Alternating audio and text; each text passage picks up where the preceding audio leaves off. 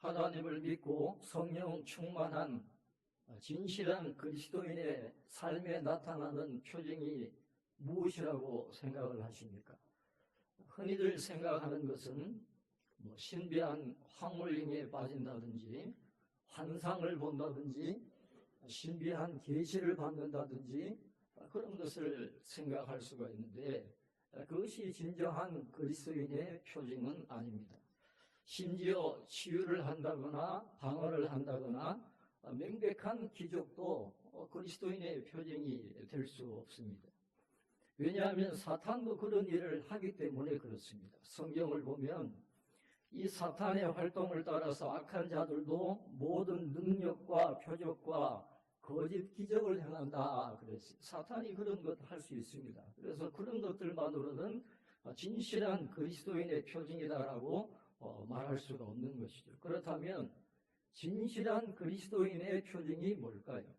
진정한 그리스도인을 어떻게 우리가 구별할 수 있을까요? 성경에 계시된 예수님을 사랑하고 예수님을 인정하고 예수님을 높이는 것입니다. 그리고 주님의 영광을 위해서 살아가는 삶, 그것이 그리스도인의 표징이고 죄에서 돌이켜서 거룩한 삶을 살면서 그리스도의 형상을 나타내는 것. 한마디로 이야기하면 회심의 흔적이 일상생활 속에서 나타나야 되는 것입니다. 진실한 성도의 표징은 변화된 생활 방식으로 반드시 나타나야 된다 하는 것을 우리가 기억할 필요가 있습니다. 어떤 사람이 교통사고를 크게 당했습니다. 몸이 다 마비가 되고 정신은 무의식 상태에 빠져 있습니다. 눈 하나 깜빡하지 못하고 시체처럼 그저 누워 있었습니다. 그런데 의사가 분주하게 왔다 갔다 하고 막 식구들이 수선을 떠는 것을 본인은 느끼는 거예요. 그런데 의사가 자신을 이렇게 검지를 하더니 운명하셨습니다. 그렇게 죽음을 선언하는 겁니다. 아직 자기는 살아있는데 자기는 다 느끼고 있는데 의사가 죽었다라고 선언을 하는 것입니다. 이대로 그냥 묻혀버리면 그냥 끝나는 겁니다. 그래서 어떻게든지 자기가 살아있는 걸 알리고 싶은데 몸이 말을 듣지를 않는 거예요. 그런데 보니까 이 손가락 마디가 움직이는 걸 느꼈어요. 그래서 아내가 마침 침대 옆에 서 있어가지고 손가락으로 아내를 툭 쳤어요. 그 아내가 딱 보더니 손을 툭 치면서 죽었다잖아. 그렇게 이야기를 했답니다. 그래서 결국 하얀 모가 덮이게 되고 철 침대로 옮겨지게 되고 또 안치실로 움직이게 됐어요. 안치실 입구에 도착을 하니까 이제 들어가면 끝입니다. 어떻게 하든지 자기가 살아있다라는 것을 알려야 되는데 옆에 아내에게 또 쳤어요. 또 쳤는데 아내가 이렇게 쳐다보면서 하는 말이 의사 말 들어. 그러면서 한마디 했답니다. 이런 걸 안 당하려면 평소에 잘했어야지. 그 뒤에는 여러분에게 상상하게 맡기겠습니다. 어떻게 됐는지. 물론 꾸며낸 이야기겠죠. 그런데 메시지가 있다는 거예요. 평소에 잘해야 된다는 거. 우리 남편들 그런 걸 안 당하려면 평소에 잘해야 됩니다. 그 다음에 하나님 앞에 우리가 갔는데 너 누구냐? 난 너 몰라 그러면 이거보다 더 당황스러운 일이 어디 있겠어요? 그래서 하나님을 만나고 믿음의 삶을 살아가면 반드시 삶 속에 변화된 모습이 나타나야 된다는 것이죠. 오늘 창세기 33장에 보면 야곱의 삶에 놀라운 변화가 있다는 것을 우리가 발견하게 됩니다. 야곱의 오늘 행동이 하나님을 만나고 하나님을 믿는 사람의 변화된 그 표징을 나타내 보여주고 있습니다. 오늘 3절에 보시면 이렇게 말씀을 합니다. 자기는 그들 앞에서 나아가되 몸을 7번 땅에 굽히며 그의 형 에서에게 가까이 가니 그렇게 말씀을 하고 있습니다. 자, 지금까지의 야곱이었다고 한다면 자, 앞에 자식들하고 아내들하고 다 가게 했습니다. 평소에 야곱 같았으면 맨 뒤에 따라갔을 거예요. 앞에 사람을 치면 누구보다도 먼저 도망가려고 하는 그런 야곱인데, 오늘 3절에 보시면 자기는 그들 앞에서 나아갔다, 그렇게 이야기하고 있습니다. 야복강에서 하나님을 만났습니다. 야곱이 이스라엘이 되었습니다. 그래서 이제는 도망갈 궁리를 하지 않아요. 눈을 들어 담대하게 하나님을 의지하면서 자기는 앞장서서 나아가는 그런 변화된 모습을 보여주고 있는 것이죠. 그러면서 나아갈 때 오늘 뭐라고 했습니까? 몸을 7번 땅에 굽히며 그의 형 에서에게 가까이 갔다, 그렇게 이야기하고 있습니다. 7번 절을 한다라고 하는 건 당시에 공주가 그 군주에게 예의를 표시하는 겁니다. 그러니까 지금 이 야곱은 자신의 형 에서를 나의 군주입니다, 자신의 군주됨을 표현을 하는 거예요. 가끔씩 우리 가족들 중에 형님이 아주 나이가 많아가지고 아버지 뻘 되는 형님이 있는 경우도 있습니다만은, 여러분 에서가 형인데 몇 살 차이가 납니까? 쌍둥이거든요. 많이 차이 나는 게 아니에요. 몇 분 차이밖에 나지 않는데 그 형에게 몸을 7번 굽히면서 나의 군주입니다, 그렇게 고백을 하는 것이죠. 물론 여기는 이제 과거에 그 아버지를 속이고 형의 장제의 축복을 탈취한 그 죄도, 그것도 용서하는 마음으로 이렇게 절을 했다라고 볼 수가 있게 되는 것입니다. 자, 우리가 기억해야 될 것은 야복강에서 하나님과 씨름하면서 야곱이 이 환복뼈가 탈골이 되었다고 했어요. 그거는 이 야곱이 장애를 지고 살아가야 된다는 걸 의미하는 겁니다. 이제 야곱은 절름발이에요. 정상적인 사람이 아닙니다. 절뚝절뚝 거리면서 걸어야 되는데 걷는 것도 불편한데 몸을 7번 그 불편한 몸을 가지고 절을 하면서 에서에게로 나아갔으니까, 지금 야곱을 죽이려고 하는 그런 마음으로 왔던 에서도 얼마나 짠했겠어요. 그러니까 놀라운 일이 일어나게 되는 것이죠. 자, 우리 4절 5절 말씀, 우리 한번 같이 읽겠습니다. 4절 5절입니다. 에서가 달려와서 그를 맞이하여 안고 목을 어긋맞추어 그와 입맞추고 서로 우니라. 에서가 눈을 들어 여인들과 자식들을 보고 묻되 너와 함께한 이들은 누구냐? 야곱이 이르되 하나님이 주의 종에게 은혜로 주신 자식들이니이다. 아멘.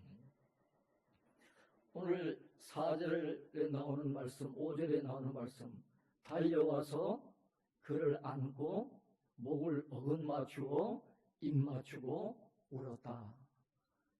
이 단어들을 우리가 곰곰이 살펴보면 적어도 이 지금만큼은 에서와 야곱 사이에 앙금이 다 녹았어요. 진실로 화해하는, 눈물을 흘리면서 형제간에 정을 나누는 그런 모습을 보게 되는 것입니다. 그래서 화해를 하고 형제들이 나누는 대화가 5절부터 11절까지 이어지게 되는 것이죠. 그런데 형제가 화해하게 되는 이 사건은 창세기 32장 11절에 나오는 야곱의 기도에 대한 하나님의 응답이었다라는 걸 우리는 잊어버리면 안 됩니다. 야곱이 무엇이라고 기도했습니까?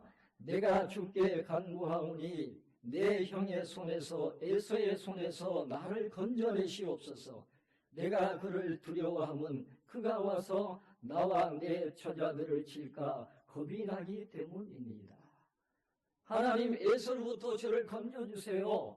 에서가 저를 죽일지도 모릅니다. 나를 살려주세요. 하나님 앞에 간절히 기도했습니다. 그랬더니 하나님이 응답을 주셔서 야곱의 마음도 변화시켜 주시고 야곱만 변화시킨 것이 아니라 에서까지도 변화시켜 주셔서 그 기도에 응답해 주신 것입니다. 하나님이 야곱의 마음을 만져주셔가지고 에서를 높이는 존경의 마음을 갖고 겸손하게 엎드리는 그런 마음을 주셨을 뿐만 아니라 이 에서의 마음도 하나님이 움직이셔서 복수하려고 하는 마음이 형자 동생을 불쌍히 여기고 화해하려는 마음으로 바뀌는 그런 은혜를 하나님이 내려주신 것입니다. 예수님은 화목하게 하시는 분입니다. 하나님과 인간을 화목하게 하시고 세상을 화목하게 하시는 분인데 그 예수님이 오늘도 우리와 함께하고 계십니다. 혹 여러분 가운데 이 에서와 같이 여러분을 힘들게 하고 여러분에게 아픔을 주는 그런 사람이 있습니까? 하나님은 믿는 사람들의 마음도 움직이시지만은 에서와 같이 믿음이 없는 사람의 마음도 움직이세요. 그래서 그런 사람이 있으면 마음에 품고 하나님 앞에 기도하면 하나님이 그 사람의 마음을 움직여 주시고 화해하게 하시는 그런 은혜를 오늘 이 시대에 우리에게도 내려주시는 것입니다. 모든 것이 합력하여 선을 이루게 하시는 하나님의 손길이 오늘 우리와도 함께하고 계시는 것입니다. 형 에서가 묻습니다. 이제 화해하고 이제 좋은 분위기 속에서 야곱의 가족들을 보면서 너와 함께한 이들이 누구냐? 그렇게 물어요. 그랬더니 야곱이 뭐라고 대답합니까? 하나님이 주의 종에게 주신 자식들이니이다. 우리말 성경에는 주의 종이라고 되어 있지만은 영어 성경을 보면 your servant라고 되어 있어요. 당신의 종이다 그렇게 되어 있습니다. 그래서 야곱은 지금 에서 앞에서 철저하게 겸손해요. 또 에서를 내 주라고 이렇게 고백을 하면서 아주 철저하게 겸손하게 엎드립니다. 그래서 이런 야곱의 겸손한 모습이 형의 마음을 움직이고 화해하는데 일조하게 되었다 하는 것을 우리가 볼 수가 있는 것입니다. 야곱은 계속되는 대화 속에서 에서에게 경의를 표하게 됩니다. 그리고 야곱은 에서에게 풍성한 선물을 제시를 하는데 에서는 이를 사양을 해요. 나도 많이 있다라는 거예요. 받을 필요가 없다라는 것이죠. 그저 동생을 받아들이기만 해도 괜찮다라고 그렇게 이야기하지만은 그러나 야곱은 이 선물을 받아야 된다라고 에서에게 말하는데 그 이유를 이렇게 이야기합니다. 왜 에서가 이 야곱이 준비한 선물을 받아야 되느냐? 아주 논리적으로 설명을 합니다. 우리 10절 말씀을 한번 같이 읽겠습니다. 10절입니다. 야곱이 이르되 그렇지 아니하니이다.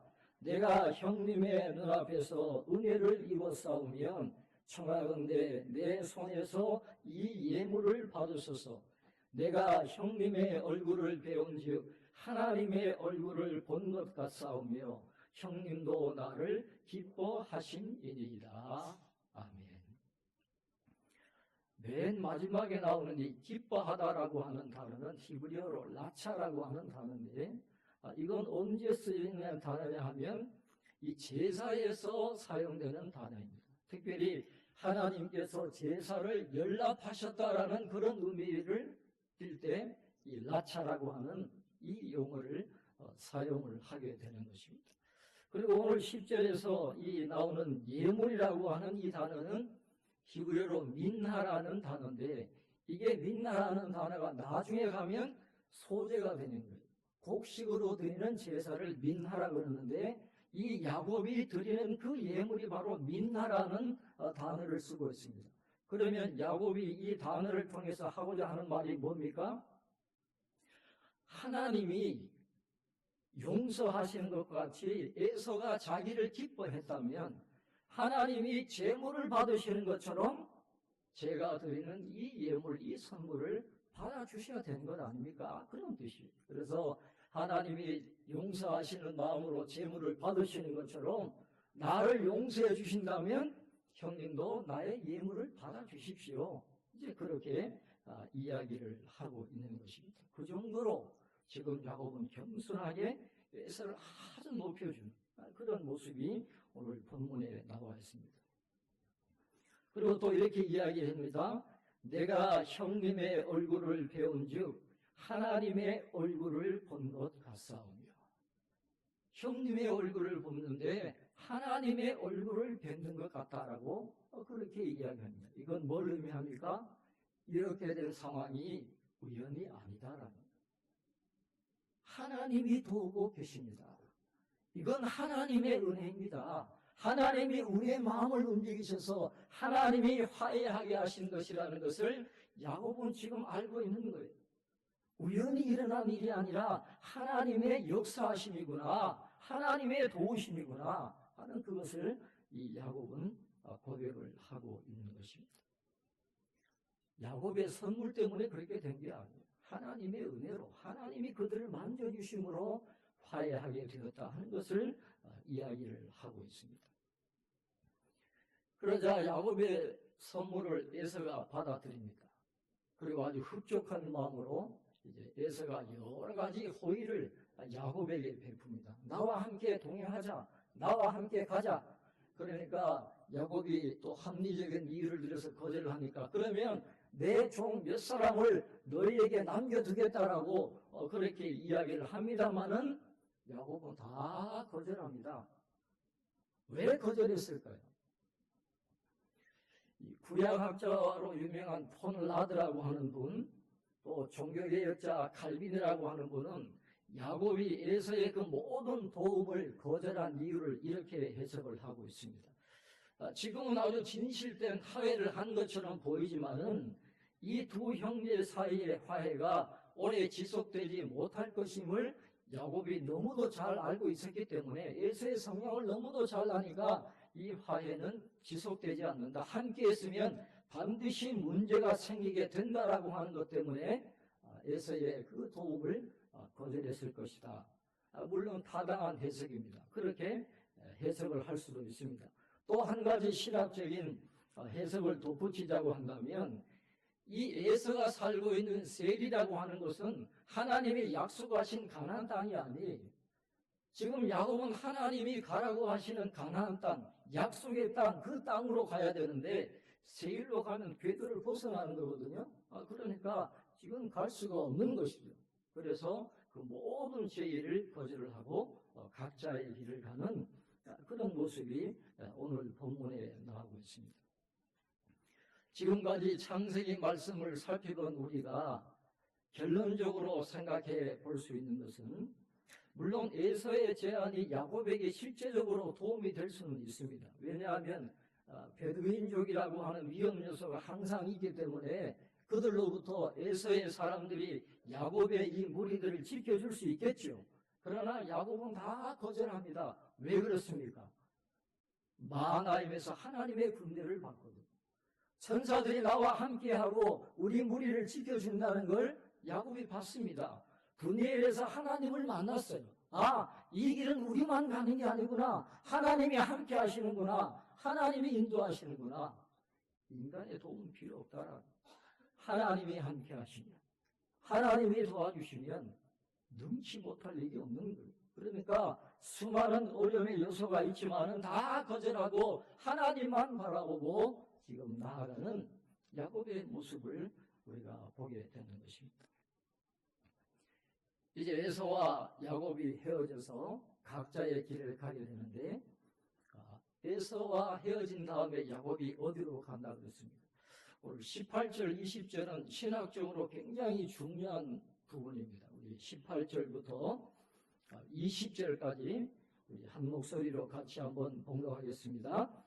야곱이 바단 아람에서부터 평안히 가나안 땅 세겜 성읍에 이르러 그 성읍 앞에 장막을 치고, 그가 장막을 친 밭을 세겜의 아버지 하몰의 아들들의 손에서 베크시타에 샀으며 거기에 제단을 쌓고 그 이름을 엘로헤 이스라엘이라 불렀더라. 아멘.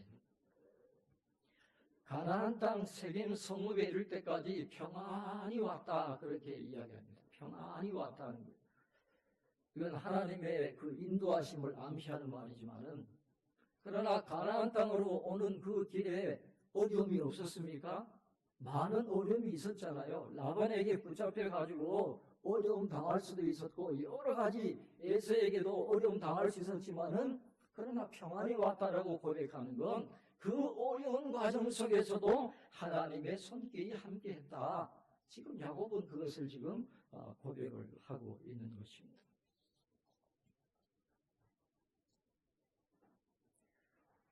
18절부터 20절까지 말씀이 신학적으로 왜 중요하냐 하면 야곱이 바단 아람에 돌아와가지고 드디어 하나님이 약속하신 가나안 땅에 정착했다라는 것을 보여주고 있기 때문에 그렇습니다. 야곱은 가나안 땅에 들어갔습니다. 세겜은 가나안 땅에 소속되는 겁니다. 거기에 장막을 쳤을 뿐만 아니라 오늘 세겜의 아버지 하몰의 아들들에게서 베크시타의 돌을 주고 밭을 샀다라고 이야기하고 있어요. 그리고 그곳에서 제단을 쌓았다, 그렇게 말씀을 하고 있습니다. 여러분, 과거에 아브라함이 그 막벨라 그 땅을 살 때에 굉장히 오랜 시간 동안 그들과 함께 했고 그들에게 존경을 받고 난 다음에 겨우 그 조그마한 땅덩이를 샀거든요. 오래 걸렸습니다. 그런데 야곱은 오자마자 이 세겜 땅에서 이 큰 땅을 얻게 되었다는 거예요.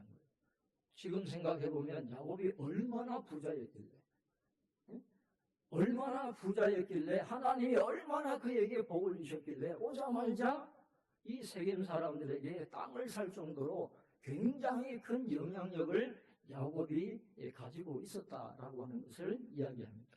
그래서 약속의 땅에 들어와 가지고 그 땅을 사자마자 거기에서 자신의 조상이 했던 것처럼 그 땅에서 제단을 쌓고 여호와 하나님께 예배를 드리는 그런 야곱의 모습이 오늘 본문에 나오고 있습니다.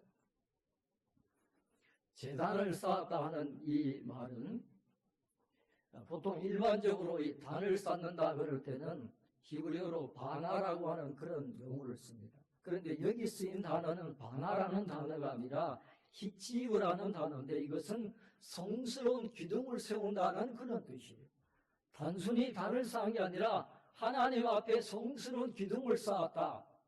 여러분, 베델에서 하나님을 만나고 기둥을 쌓잖아요. 그 다음에 오늘 가나안 땅에 들어와서 세겜에서 하나님 앞에 예배드리면서 기둥을 쌓았다. 그러니까 이 세겜에 들어와 가지고 땅을 사고 단을 쌓는 것이 야곱의 인생에서 굉장히 중요성을 갖고 있다라고 하는 것을 오늘 본문은 보여주고 있습니다. 그리고 그 이름을 뭐라고 불렀어요? 엘로헤 이스라엘. 엘은 하나님이거든요. 엘로헤 이스라엘. 하나님, 이스라엘의 하나님. 그런 뜻이. 이스라엘은 야곱 자신도 의미하지만 앞으로 야곱을 통해서 이루어질 이스라엘 백성을 의미하는 거예요. 엘로헤 이스라엘이라고 고백한 그 이유는 이제는 할아버지 아브라함의 하나님, 아버지 이삭의 하나님이 아니에요. 지금까지는 할아버지가 경험했던 하나님, 아버지 이삭이 경험했던 하나님을 간접적으로 들었던 그 야곱이 아니라 내가 직접 하나님의 은혜를 체험했기 때문에 이제는 나의 하나님이라는 거예요. 내가 경험하고 내가 은혜 받은 그 하나님이 나의 하나님입니다. 할아버지 아브라함의 하나님일 뿐만 아니라 아버지 이삭의 하나님일 뿐만 아니라 이제는 나의 하나님이십니다. 그리고 내 후손의 하나님이 되실 것입니다. 그리고 그 하나님 앞에 충성하겠습니다. 그렇게 고백을 하고 있다라고 하는 것이죠.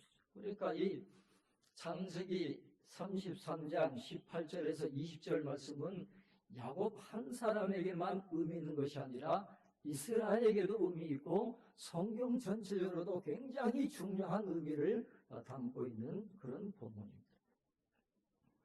그런데 여기서 우리가 꼭 생각해야 될 것은 엘로헤 이스라엘, 하나님 나의 하나님이십니다. 그렇게 고백을 했는데, 그런데 34장에 들어가 보면 이 야곱의 연약한 모습이 또 나오거든요. 야곱의 가정이 하나님을 떠나가지고 하나님 앞에 징계를 받는 내용이 34장에 나오고 있어요. 그렇다고 한다면 오늘 우리가 여기에서 꼭 기억해야 할 부분이 있습니다. 우리의 믿음이 성장하고 온전한 신앙 생활을 하기 위해서는 반드시 두 가지 차원이 함께 가야 된다는 것입니다. 은혜 안에서 성장하는 두 가지 차원이 있는데, 맨 첫 번째 차원은 하나님을 인정하고 하나님의 주권적인 개입이 없으면 우리가 살아갈 수 없습니다 하는 그런 고백을 하나님 앞에 드리면서 하나님을 인정하고 하나님을 신뢰하고 하나님 앞에 무릎 꿇고 하나님 앞에 예배드리는 것이 이 첫 번째 차원이에요. 하나님의 은혜가 없으면 우리는 살아갈 수 없습니다. 그렇게 고백하고 하나님 앞에 무릎을 꿇고 예배드리는 그것이 첫 번째 차원인데, 오늘 이 야곱이 엘로헤 이스라엘이라고 제단을 쌓는 그 부분이 바로 이 첫 번째 차원입니다. 그런데 여기서 그쳐서는 안 됩니다. 또 다음 단계로 넘어가야 되는데, 은혜 안에서 성장하는 두 번째 차원은 경건의 훈련이 반드시 뒤따라야 된다는 겁니다. 빌립보서 2장 12절 하반절에서 13절 말씀을 보면, 항상 복종하여 두렵고 떨림으로 너희 구원을 이루라. 너희 안에서 행하시는 일은 하나님이시니 자기의 기쁘신 뜻을 위하여 너희에게 소원을 두고 행하게 하시나니 그랬습니다. 15절에 보면, 이는 너희가 흠이 없고 순전하여 어그러지고 거스르는 세대 가운데서 하나님의 흠 없는 자녀로 세상에서 그들 가운데 빛들로 나타내며, 그렇게 말씀했어요. 한 번 주신 하나님의 은혜가 우리를 영원히 지키는 보증이 될 수가 없다는 것입니다.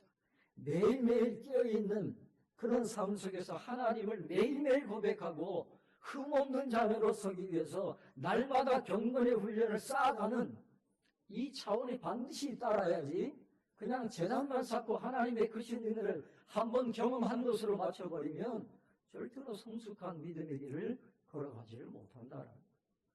하나님의 은혜를 받고 하나님의 은혜를 인정하고 하나님을 예배드리는 차원과 더불어서 매일매일의 삶 속에서 우리가 경건의 훈련을 쌓아갈 때 우리는 하나님이 기뻐하시는 온전한 믿음의 삶을 살아가게 되고, 하나님이 우리를 부르신 그 부르심에 합당한 하나님의 뜻을 이루어 나가는 믿음의 사람이 될 수가 있다는 것입니다. 오늘 야곱을 통해서 보여주신 그 하나님의 교훈, 우리가 그것을 잘 새기면서 우리도 언제든지 우리의 삶 속에 엘로헤 이스라엘, 하나님이 나의 하나님이십니다, 그런 고백뿐만 아니라 흠없고 순전한 자녀로 하나님 앞에 인정받을 수 있도록 매일매일의 삶 속에서 변화된 모습을 보여줄 수 있는 저와 여러분 되시기를 주님의 이름으로 축원합니다. 기도하겠습니다. 하나님 아버지, 은혜와 사랑을 감사합니다.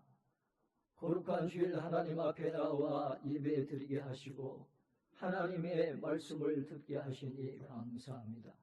오늘 하나님의 말씀을 통해서 우리에게 주신 이 귀한 교훈이 우리의 심령의 목과 같이 잘 바뀔 수 있도록 도와주셔서 이제는 하나님을 의지하고 하나님을 바라보고 하나님의 도우심이 없이는 살아갈 수 없음을 고백하며 날마다 우리의 삶 속에 엘로헤 이스라엘이 늘 고백될 수 있도록 도와주시고 매일매일의 삶을 통해서 경건하게 살고 하나님의 흠없는 자녀로 어그러지고 거스르는 세대 가운데 굳건하게 서서 하나님의 영광을 드러내는 온전한 믿음의 길을 걸어갈 수 있는 저희들의 삶이 될 수 있도록 축복하여 주옵소서.